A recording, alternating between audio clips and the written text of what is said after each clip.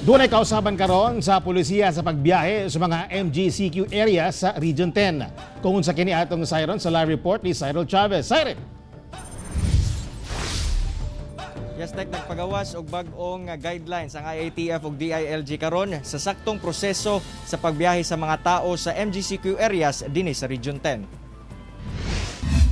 Sigon sa Police Regional Office 10, dili na manginahanglan og travel authority ang miyembro sa APOR kung authorized persons outside residences. Mga tawo nga adunay emerhensiya og mga tawong mobiyahe sulod lamang sa ilang probinsya. Apan alang sa mga tawong mobiyahe ngadto sa laing rehiyon o probinsya, manginahanglan gyapon sila og travel authority. Ang proseso, moadto sa barangay aron mokuha og barangay certificate nga walay simptomas sa COVID-19. Dayon moadto sa City o Municipal Health Office aron mokuha og health certificate. Una moadto sa police station alang sa travel authority. Ang travel to province, ang police station commander ang magpirma. So dali ra siya.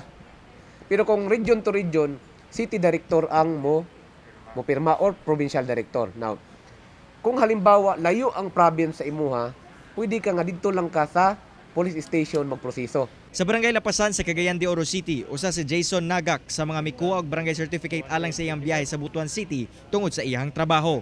Pikigid kay pamilyado ba ta. Siguro sa di ka kinahanglan na dito. Dapat unta gapon na ako dito sa Butuan pero wa man tay mabuhat kay mo may lang proseso. Paabot na lang. Nangayo sab og pasaylo og dugang pagsabot ang mga barangay official sa syudad sa kalangan sa pagproseso sa certificates tungod hinay-hinay pa silang naga-adjust sa maong guidelines, labi na nga limitado ang ilahang manpower. We are all not prepared in this. So, but as we wanted to give our better service sa tumang katawan, maghangi kita sa katawan nga musabot ng gyud sa panag-usab-usab sa guidelines. But kita sa mga lower government unit like sa katong mga barangay, we are doing our best. Ang atong mga kapitan are doing their best good, no? Giklaro sa kapulisan nga ang pagkuha og travel authority sa mga police station libre o walay bayad.